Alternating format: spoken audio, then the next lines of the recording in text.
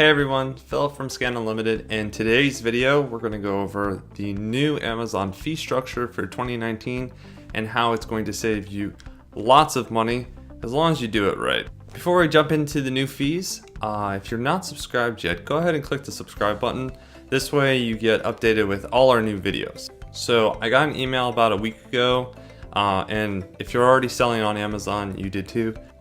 The email basically goes over the new Amazon fee structure, and I've been selling on Amazon for about 6 years, and really I've never actually seen the fees go down.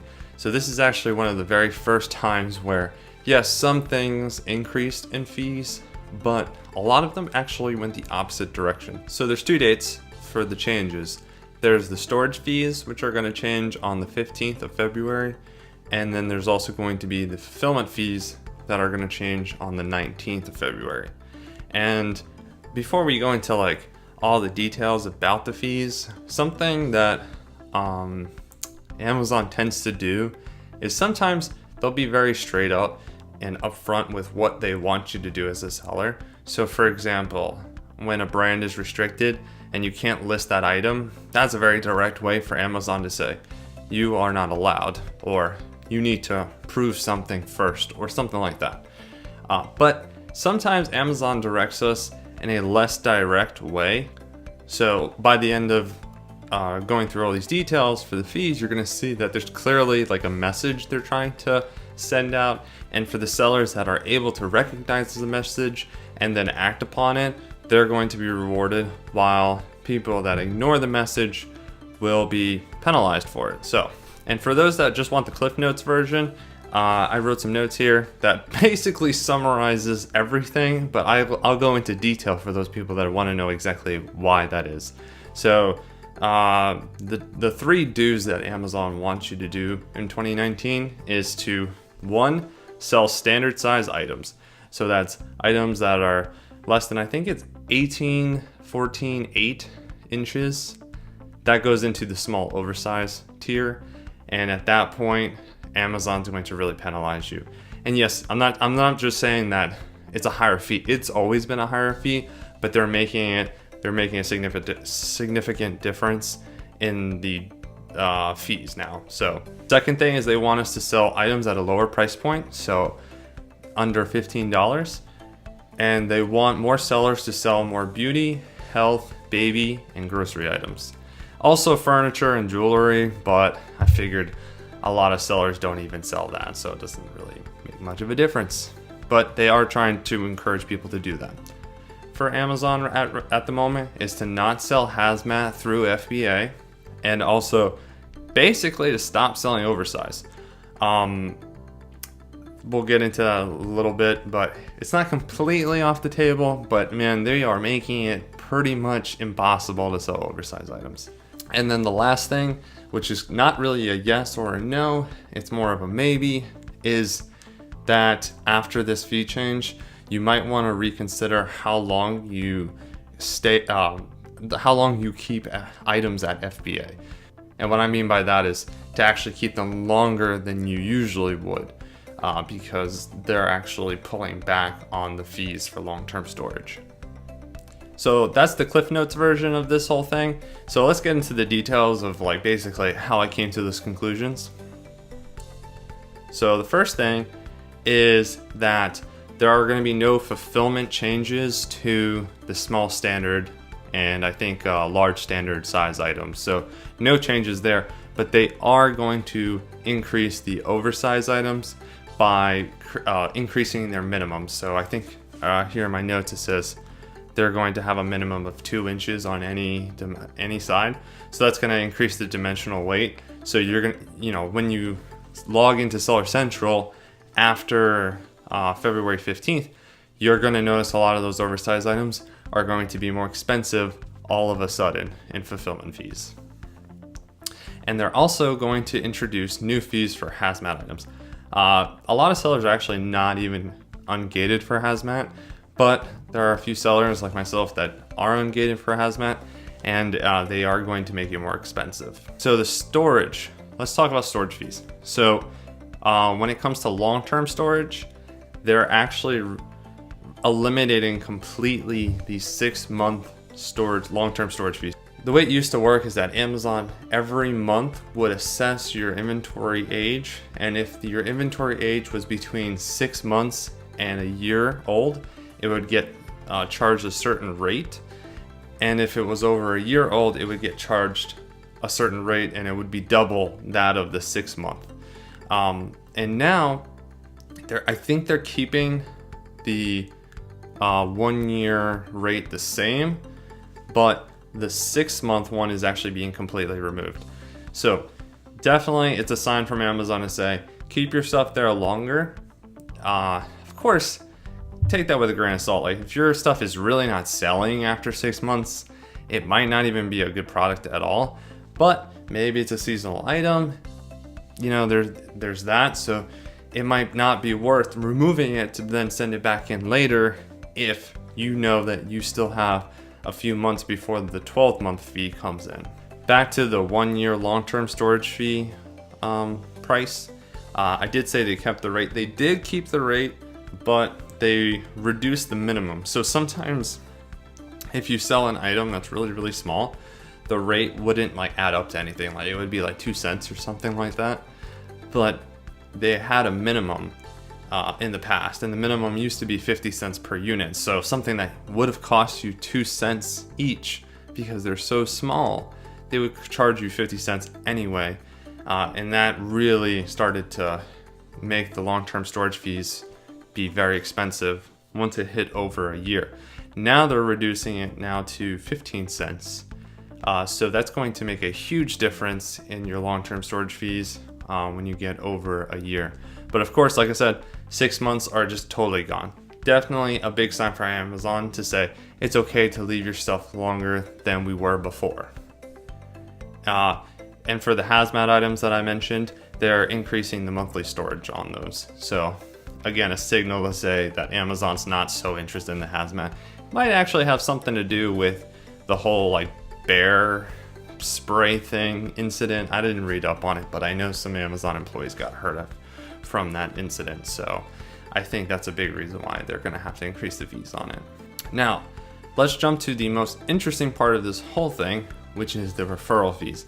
So for those people that are not too familiar with just like the terminology, the referral fee is essentially the commission. It's that typically it's 15% of the price that you sell at. And there's just the money that goes to Amazon. Whether you sell FBA or merchant fulfilled, you still have to pay this commission. And it's really where most of Amazon's money comes from when we're talking about selling like from third-party sellers. The FBA fee, they're not really making that much on the FBA fee. Since it's like where most of the revenue is coming from third-party sellers, if we see it being cut down, they're very serious about what they like, the signal they're trying to give by doing this, because it is a big part of their revenue. So let's kind of go through these. So the first thing is that baby health and personal care and baby products, excluding baby apparel, will be moved from 15% referral fee all the way down to 8%. I mean, that's almost half. It's going to make a huge difference. Now, here's the thing. They're only going to give you that discount if the selling price is less than $10. If it's above $10, then you're just going to get the same 15% referral fee. And they did something similar with the grocery category, where they're bumping the percentage from 15% to 8% referral fee for items that are less than $15. And again, if it's above $15, you're going to pay that 15% again. Okay, so I found a grocery item that I think would be a good candidate to kind of show the benefits of the referral fee discount. Right now you can see that the buy box is $15.90 and it's held by a merchant fulfilled seller. And then the next, I guess, best seller would be at $23.64, so nowhere close to the buy box winner. So that means that the profit calculator is going to be based on the $15.90. And as you can see, the net profit, if you do it via FBA, would be $4.49. Now that's with the referral fee of 15%.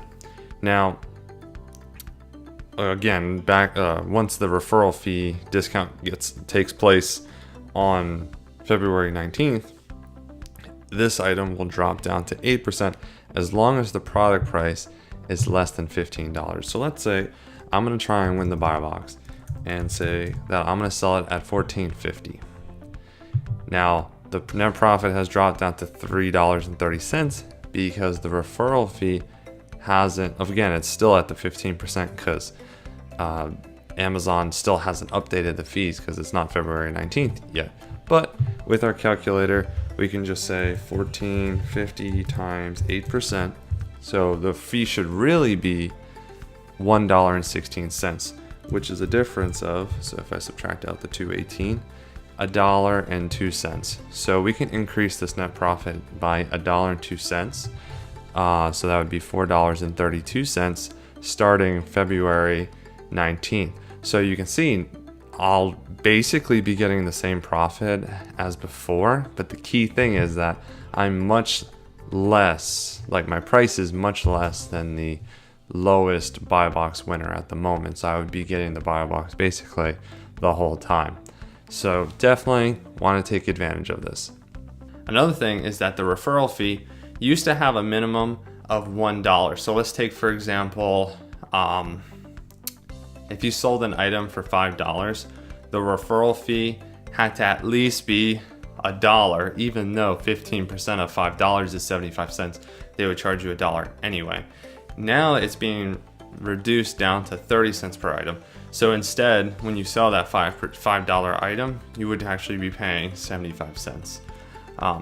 Doesn't sound like much, but I mean 25 cents over $5, it's actually a pretty decent percent. So there's a lot of savings there. So what does this mean for Scan Unlimited users? So for all new scans that you scan after February 19th, all the fees will be now calculated with the new numbers. If you scan one today, it's not going to assume that you're going to be selling this after February 19th. So we have to go with the current numbers. So keep that in mind. But once February 19th comes around, go ahead into your account, refresh some scans that you did in the past. Maybe they weren't so good back then. You might find that a lot of new opportunities will come up. So that's it, guys. That's all the changes that we're gonna see in February 2019. They usually, sometimes they add another fee change mid-year, so do keep an eye out for that. But at least for Q1, Q2 for sure, these are gonna be the changes. And just kind of as a recap, sell less oversized items if you can, sell more standard size items, consider selling items that are less than $15 or $10 in those categories I mentioned before. So like beauty, health and personal care, baby, grocery, all getting significant referral fee discounts. Consider keeping things in FBA longer because of the drop of the 6-month long-term storage fee. And again, take advantage of that short window of time where the slow sellers are not going to update their pricing and sourcing strategy to take in consideration the new fees. All right. Again, if you're not subscribed, go ahead and click the subscribe button. Like the video if you liked it. Planning to make more videos more frequently now that Q4 is over. And I hope all of you guys had a great Q4 and a Merry Christmas and have a Happy New Year.